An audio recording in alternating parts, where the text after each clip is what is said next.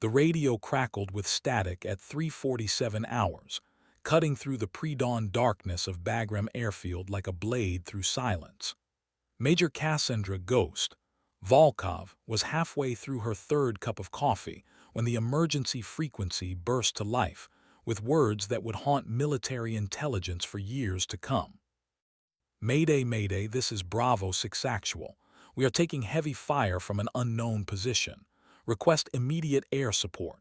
Grid coordinates 37489251. We have wounded and are surrounded.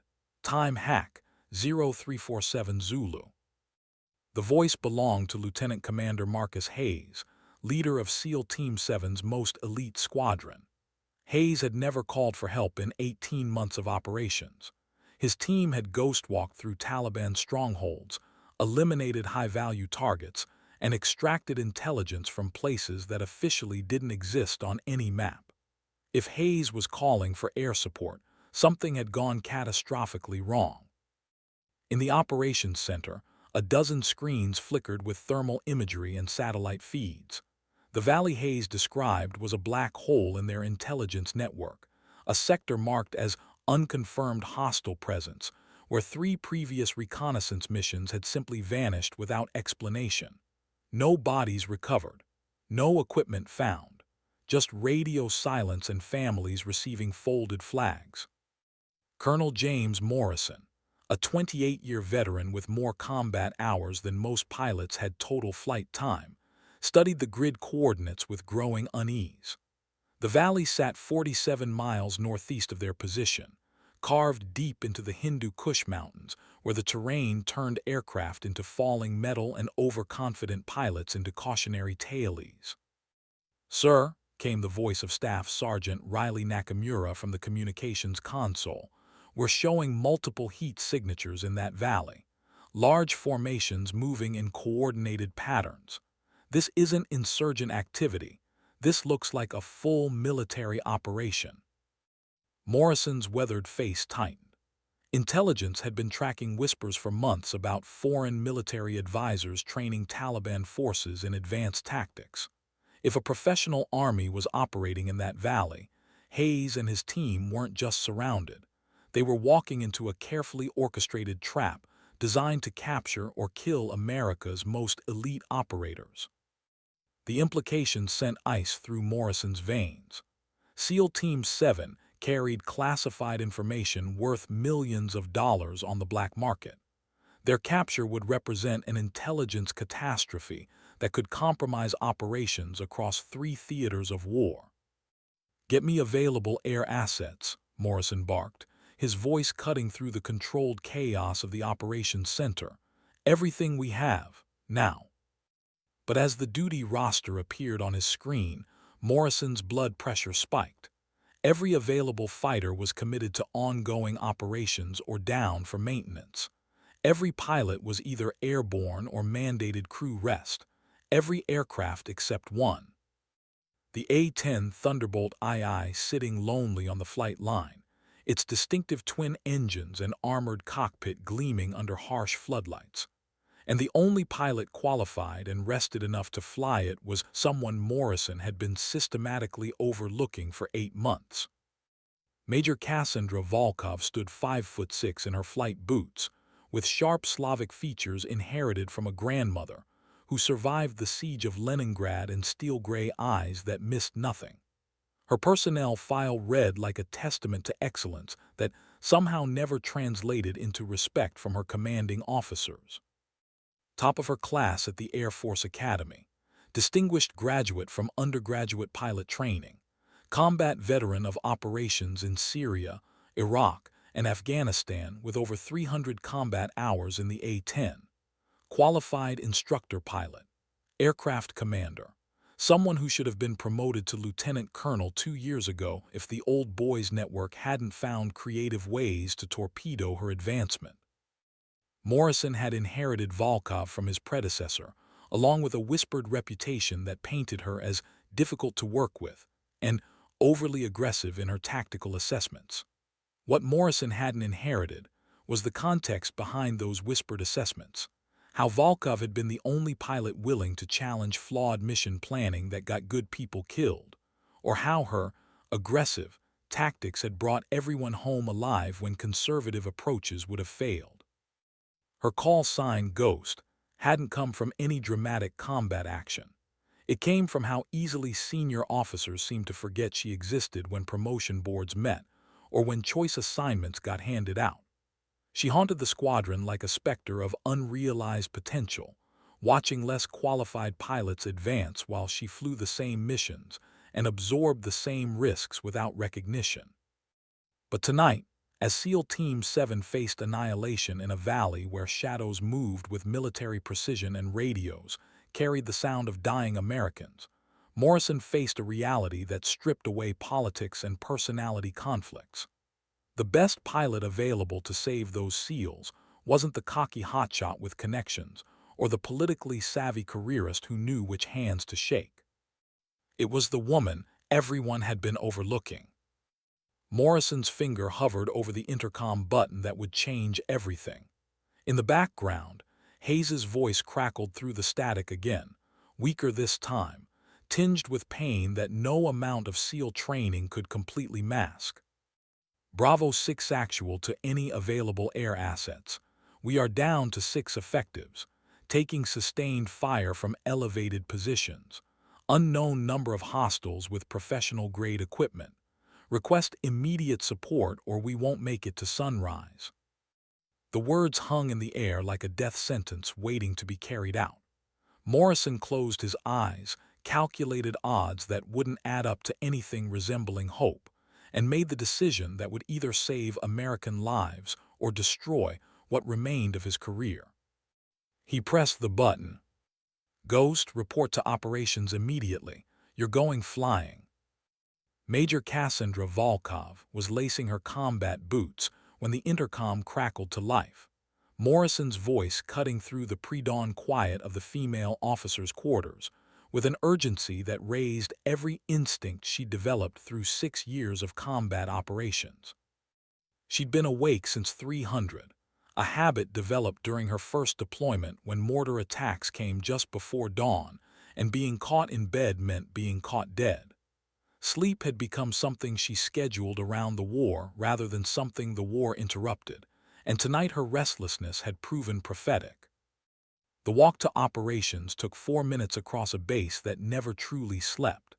Generators hummed their mechanical lullabies, while guard towers swept searchlight fingers across razor wire perimeters that separated American forces from a country that had been killing invaders for centuries. The air tasted of dust and diesel fuel with undertones of something darker, the metallic tang of a place where people died professionally. Volkov pushed through the operations center doors to find organized chaos. Officers clustered around computer screens displaying thermal imagery that looked like abstract art painted in varying shades of death. Radio operators spoke in the clipped, professional tones that meant American lives hung in the balance, and the smell of stress sweat mixed with coffee created an atmosphere thick enough to taste.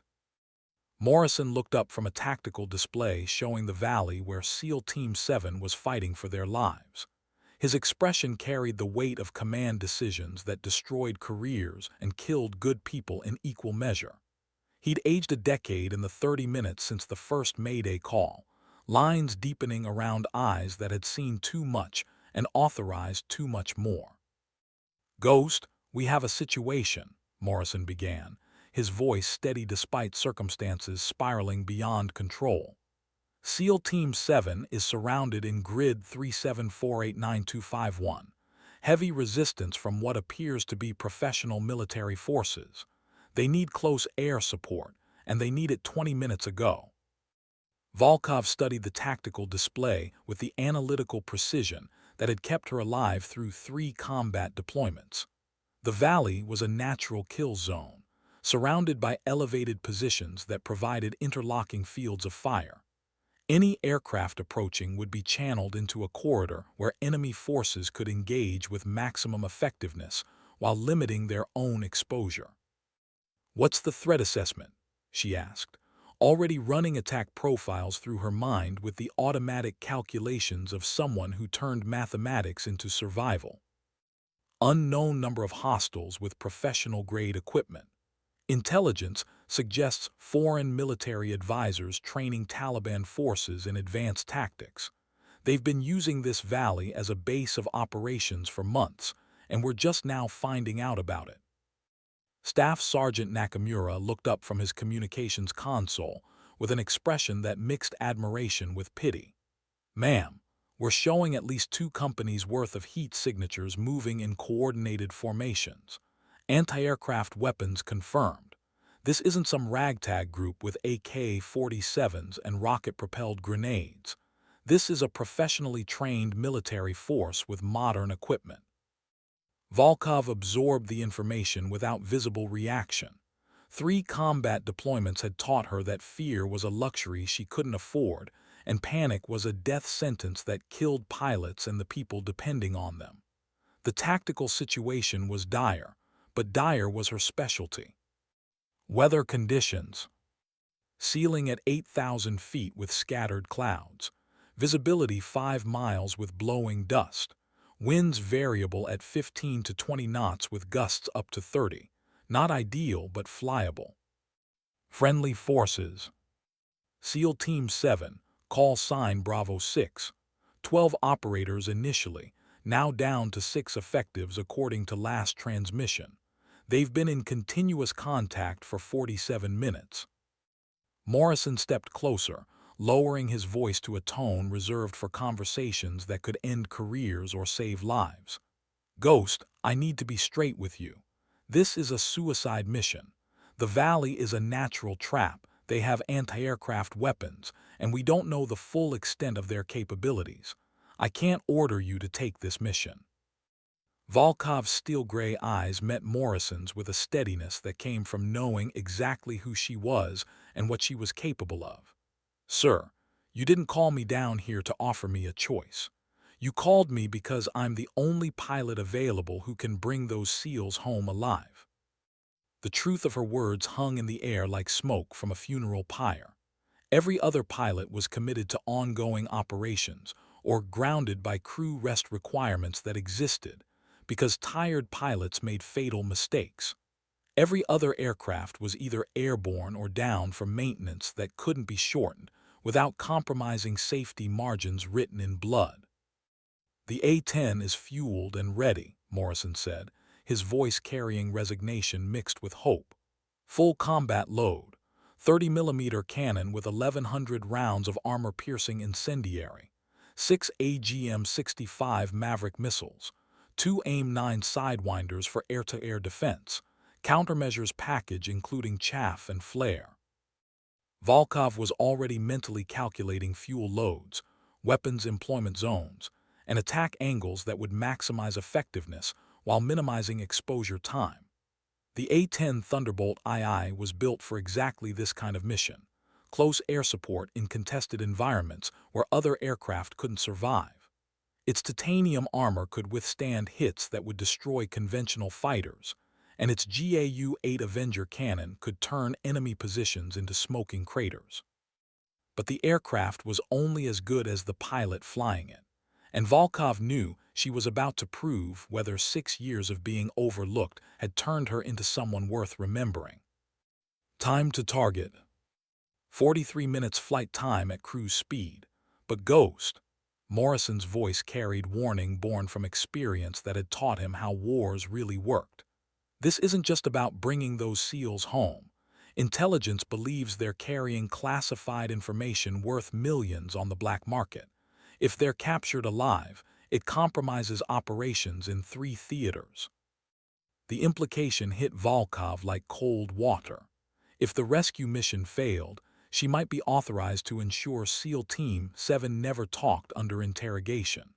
The thought of targeting American forces made her stomach clench, but she understood the brutal mathematics of classified warfare. "Understood, sir." Morrison nodded, recognizing the steel in her voice that separated professional soldiers from people playing at war. "Ghost, for what it's worth, you're the best pilot for this mission. I should have seen that sooner. Volkov was already moving toward the door, her mind shifting into the focused clarity that transformed her from overlooked major to combat pilot capable of precision violence. "Sir, you'll see it when I bring them home." The pre-flight inspection took 12 minutes that felt like hours, while SEAL Team 7 continued fighting for their lives in a valley carved from nightmare and professional military planning. Volkov's hands moved with practiced efficiency across control surfaces, weapons systems, and engine components that would either bring everyone home alive or become her metal coffin. The A-10 Thunderbolt II was an ugly aircraft designed by people who understood that beauty was less important than bringing pilots home. Its twin General Electric TF-34 engines mounted high and aft provided redundancy that kept the plane flying even after taking damage that would destroy more elegant fighters. The titanium armor surrounding the cockpit could stop armor-piercing rounds, and the distributed flight control systems meant losing half the aircraft still left it controllable. But what made the A-10 legendary was the GAU-8 Avenger cannon mounted in its nose. The 7-barrel Gatling gun fired 30mm depleted uranium rounds at a rate of 4,000 rounds per minute, each round capable of penetrating tank armor and turning enemy personnel into pink mist. The aircraft was essentially built around the cannon, with everything else designed to deliver that devastating weapon to targets that needed killing.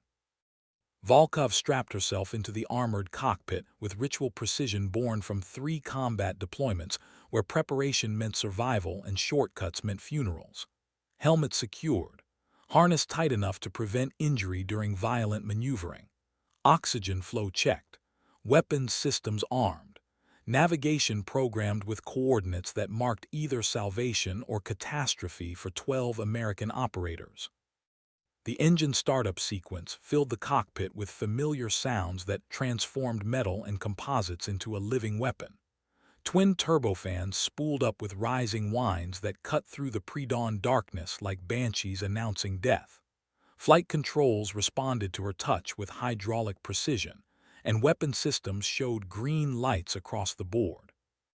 "Tower, this is Ghost requesting immediate takeoff clearance for emergency close air support mission," Volkov transmitted, her voice carrying professional calm that masked the reality of flying into hell with 1,100 rounds and enough missiles to level city blocks. "Ghost Tower, you are cleared for immediate takeoff. Runway 09. Wind 080 at 15 gusts to 25. Good hunting." The A-10 rolled forward with mechanical determination, its landing gear absorbing irregularities in taxiways designed for aircraft that might return shot full of holes. Volkov ran through final checks while taxiing toward a runway that stretched into darkness broken only by approach lights that looked like fallen stars. At the runway threshold, she pushed the throttles forward and felt 11,000 pounds of thrust press her back into the ejection seat. The accelerated with surprising grace for an aircraft designed to absorb punishment rather than avoid it. Landing gear retracted with hydraulic whines that marked the transition from ground-bound metal to airborne weapon, and the lights of Bagram Airfield fell away below like memories of safety. Climbing through 8,000 feet, Volkov contacted the Airborne Warning and Control System aircraft, coordinating air operations across Afghanistan.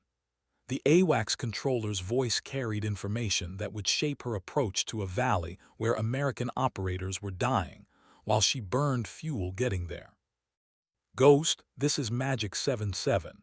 We show you climbing through Angel's 8 on heading 045. Be advised, Bravo 6 has gone quiet for the last 6 minutes. Last transmission indicated they were down to 4 effectives and running low on ammunition." The news hit Volkov like turbulence, but she maintained heading and altitude while calculating revised timelines. If SEAL Team 7 had stopped transmitting, they were either dead, captured, or fighting so desperately they couldn't spare anyone for radio communications. None of the possibilities offered hope. Magic 77, Ghost. What's the current tactical picture in target area? Multiple heat signatures moving in coordinated patterns. Estimated 2 companies of personnel with professional-grade equipment. Anti-aircraft weapons confirmed, including what appears to be shoulder-fired surface-to-air missiles and possible radar-guided systems. This is not a permissive environment for close air support operations. Professional translation. She was flying into a killing ground designed by people who understood how to destroy aircraft and kill pilots. The mission parameters had shifted from dangerous to suicidal, but SEAL Team 7 needed her whether they could call for help or not. Magic 77 understood. Ghost is proceeding to target area. The flight toward the valley took 31 minutes that crawled past like hours, while Volkov monitored radio frequencies for any transmission from Bravo 6. Static filled her headset with white noise that could have been natural atmospheric interference or the electronic signature of American operators dying in a place that would never appear on official maps. At 23 minutes out, her radar warning receiver chirped with the distinctive tone that meant someone was painting her aircraft with targeting radar. The sound sent ice through her veins because it meant enemy forces had detected her approach and were calculating firing solutions that would turn her A-10 into falling debris. Professional military forces with radar-guided anti-aircraft weapons. Foreign military advisors training Taliban fighters in tactics that could challenge American air superiority. SEAL Team 7 carrying classified information worth millions on the black market. The pieces of a larger strategic picture began forming in Volkov's mind as she flew toward coordinates that marked either heroic rescue or catastrophic intelligence failure. Her radio crackled to life with weak transmission that barely penetrated atmospheric interference. Any air assets. This is Bravo 6, taking heavy casualties. Request immediate. Coordinates 3748. The transmission cut off in burst of static that could have been equipment failure, or the sound of Lieutenant Commander Hayes dying with radio handset pressed against lips that would never speak again. Volkov pushed the throttles forward and dove toward the valley where shadows moved with military precision, and Americans fought their final battle against odds that no amount of training could overcome. The Hindu Kush mountains rose around Volkov like ancient monuments to violence, their peaks catching the first pale light of dawn, while valleys remained shrouded in darkness, where civilizations had been dying for centuries. The A-10's navigation system counted down distance to target coordinates that marked either salvation or catastrophe for American forces trapped in terrain designed by geology and weaponized by human intelligence. At 8 miles out, Volkov's thermal imaging system began painting a picture that confirmed intelligence assessments about professional military forces operating in the valley. Heat signatures moved in coordinated formations that spoke of tactical training far beyond anything Taliban fighters typically possessed. Vehicle-mounted weapons systems, communication arrays, defensive positions established with engineering precision that turned natural terrain into interlocking kill zones. And somewhere in that carefully orchestrated killing ground, SEAL Team 7 was fighting for survival against odds that mathematics couldn't calculate and training couldn't overcome. Magic 77 Ghost. I have visual contact with target area, requesting immediate tactical frequency for coordination with ground forces. Ghost, switch to tactical frequency 278.75. Call sign will be Bravo 6 if anyone's still alive to answer. The frequency change brought static mixed with sounds that made Volkov's blood pressure spike. Distant gunfire, explosions, the unmistakable crack of high-velocity rounds impacting rock and metal, and underneath it all, the electronic whine of jamming equipment designed to disrupt American communications. Bravo 6, this is Ghost inbound for close air support. How copy? Static answered her transmission for 15 seconds that felt like hours. Then a voice emerged from the electronic chaos, weak but unmistakably alive with the professional calm that separated elite operators from conventional forces. Ghost, this is Bravo 6 Actual. Thank God someone's coming. We are in deep shit down here. Lieutenant Commander Marcus Hayes sounded like someone who had been fighting for his life for so long that survival had become a technical problem, requiring mathematical solutions, rather than an emotional crisis, demanding panic. His voice carried pain that training taught him to ignore and exhaustion that 18 months of continuous operations had ground into his bones. Bravo 6 Ghost, what's your current tactical situation? Ghost, we are down to 4 effectives. 2 wounded but still fighting. We're surrounded in a compound approximately 200 meters south of our original position, taking fire from elevated positions on 3 sides. Enemy forces have professional-grade equipment including night vision, thermal scopes, and what appears to be real-time intelligence on our movements. Volkov studied her thermal display while processing Hayes's report. The compound he described showed as a small cluster of buildings surrounded by defensive walls that provided some protection, but also limited escape routes. Enemy forces occupied elevated positions that provided overlapping fields of fire, and their heat signatures moved with coordination that spoke of military training and professional leadership. Bravo 6, can you mark your position? Negative on visual markers. We're trying to maintain concealment. But Ghost, there's something else you need to know. These aren't Taliban fighters with AK-47s and improvised explosive devices. These are professional soldiers with modern equipment and tactical coordination that suggests foreign military advisors. The confirmation of intelligence assessments sent implications cascading through Volkov's mind as she began her approach to the valley. Foreign military forces operating in Afghanistan meant geopolitical complications that extended far beyond close air support missions. It meant diplomatic incidents, international law violations, and the possibility that saving SEAL Team 7 could trigger escalations that cost American lives across multiple theaters of operation. But those considerations belonged to colonels and generals making strategic decisions in air-conditioned conference rooms. Volkov's job was tactical: bring American operators home alive regardless of geopolitical complexity or diplomatic consequences. Bravo 6, understand you have professional opposition. I'm beginning my attack run now. Keep your heads down.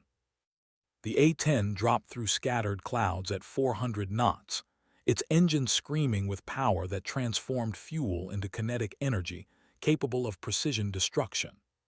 Volkov's hands moved across weapon systems controls with practiced efficiency, while her eyes tracked thermal signatures that represented human beings about to experience the concentrated violence that American military technology could deliver. The GAU-8 Avenger cannon spun up with mechanical whines that vibrated through the airframe, 7 barrels rotating to firing position, while 1,100 rounds of 30mm depleted uranium ammunition waited in the magazine. Each round could penetrate tank armor and turn enemy personnel into component atoms, and Volkov was about to deliver them at a rate of 4,000 rounds per minute. Ghost, be advised we're taking fire from multiple positions. I can see muzzle flashes on the ridgeline to our north and east. Large caliber weapons, probably 50 caliber machine guns with thermal scopes. Volkov's threat warning system confirmed Hayes's assessment with electronic tones that meant someone was tracking her aircraft with targeting systems designed to guide surface-to-air missiles into American cockpits. She dropped chaff and flares while maneuvering to avoid predictable flight paths that made targeting calculations easier for enemy forces. The valley opened below her like a wound carved into ancient mountains, its depths filled with shadows that moved with lethal purpose. Thermal imaging revealed enemy positions with clarity that turned tactical problems into targeting solutions. Vehicle-mounted weapons systems, personnel clusters around heavy machine guns, Communication arrays that coordinated the defense of a valley that had become a killing ground for American forces.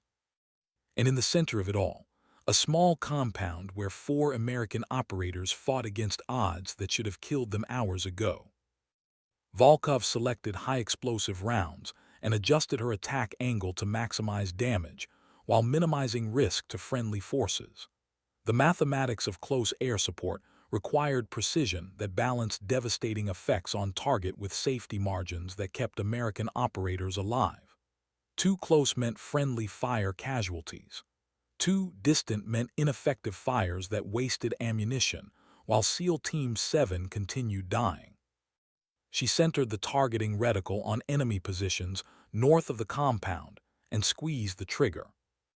The GAU-8 Avenger cannon erupted with sound that penetrated the cockpit despite noise-canceling headphones, designed to protect pilot hearing during combat operations. Muzzle flashes strobed through the pre-dawn darkness like lightning strikes, while depleted uranium rounds streaked toward Earth at velocities that turned matter into plasma on impact. The first burst walked across enemy position, with effects that thermal imaging displayed in stark detail. Heat signatures disappeared as 30mm rounds found targets that had been coordinating fires against SEAL Team 7. Secondary explosions bloomed like flowers of destruction as ammunition supplies detonated under the impact of rounds that hit with kinetic energy measured in tons per square inch. Ghost, good hits. You got at least 6 of them, keep it coming. Hayes's voice carried the first note of hope Volkov had heard since beginning her approach to the valley. She banked left and lined up for a second attack run while monitoring threat warning systems that painted increasingly desperate pictures of enemy air defense reactions. Shoulder-fired surface-to-air missiles streaked up from concealed positions with exhaust plumes that looked like angry orange lines drawn against dark sky. Volkov deployed countermeasures and maneuvered violently to break missile lock while calculating attack angles that would keep her aircraft survivable long enough to complete the mission. But as she rolled into her second attack run, her radar warning receiver screamed with tones that made her blood pressure spike. Someone had just illuminated her aircraft with targeting radar from a system sophisticated enough to guide radar-controlled surface-to-air missiles that could track through countermeasures and follow violent maneuvering until they found their target. Professional military forces with radar-guided air defense systems. Foreign military advisors with access to weapons technology that could challenge American air superiority. The tactical situation had just escalated from dangerous to potentially catastrophic. Magic 77 Ghost, I'm being painted by fire control radar. Appears to be SA-15 or similar system. Request immediate electronic warfare support. Ghost Magic 77, we show the threat. Nearest electronic warfare assets are 20 minutes out. You're on your own until then. 20 minutes was approximately 19 minutes longer than Volkov had to complete her mission before enemy air defenses turned her A-10 into falling metal and twisted memories. She selected armor-piercing rounds and dove toward enemy positions with the mechanical precision of someone who understood that survival meant killing the people trying to kill her.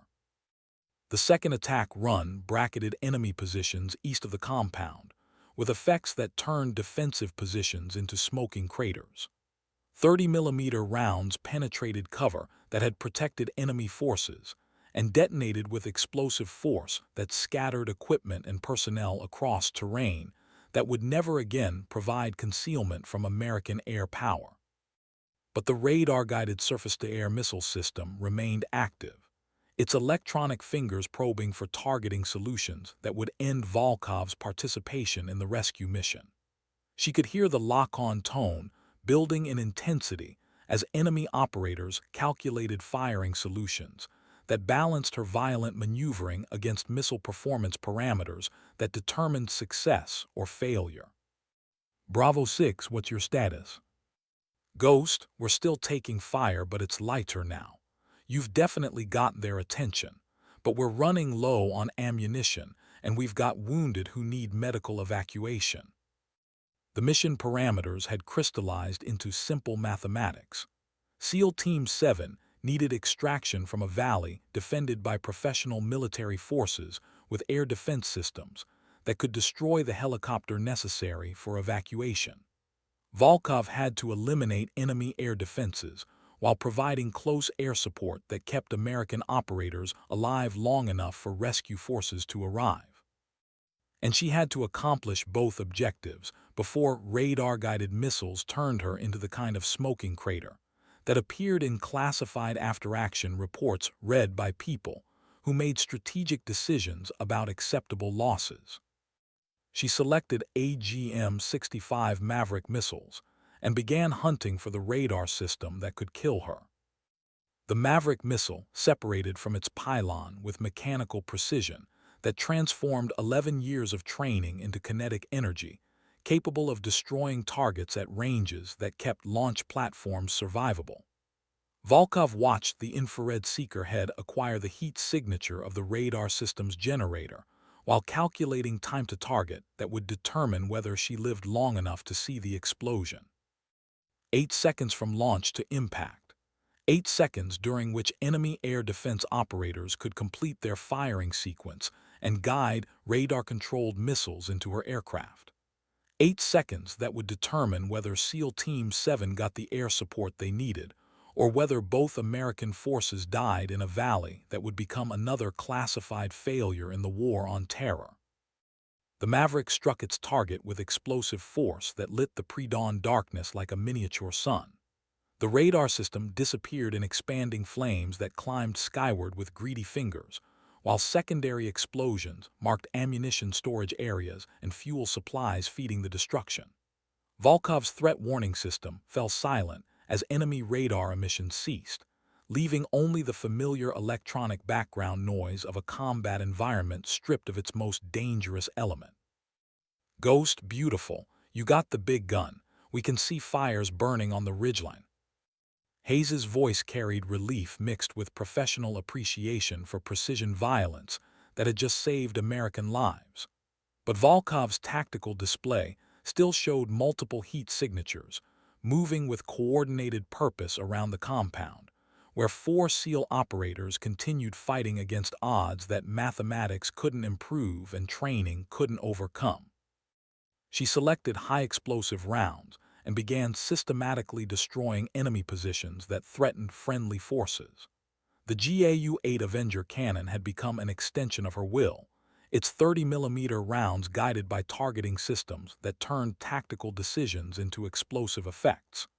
Each burst walked across enemy positions with precision that eliminated threats while avoiding fratricidal damage to the Americans she was trying to save. But ammunition expenditure was becoming a critical factor in mission planning. The A-10 carried 1,100 rounds of 30mm ammunition, and Volkov had already expended more than half her combat load during the first 2 attack runs. Every round fired brought her closer to the moment when she would have only missiles remaining, and missiles were less suitable for close air support missions, requiring precision fires near friendly forces.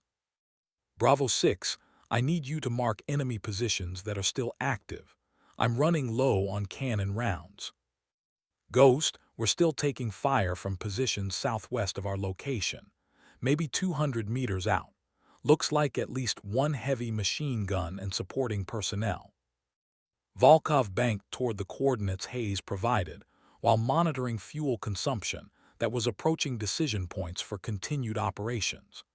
The A-10's twin engines consumed fuel at rates that balanced mission duration against payload capacity, and extended combat operations in contested airspace accelerated consumption beyond normal mission parameters. She had enough fuel for 2 more attack runs, maybe 3 if she accepted risk margins that smart pilots avoided and dead pilots ignored.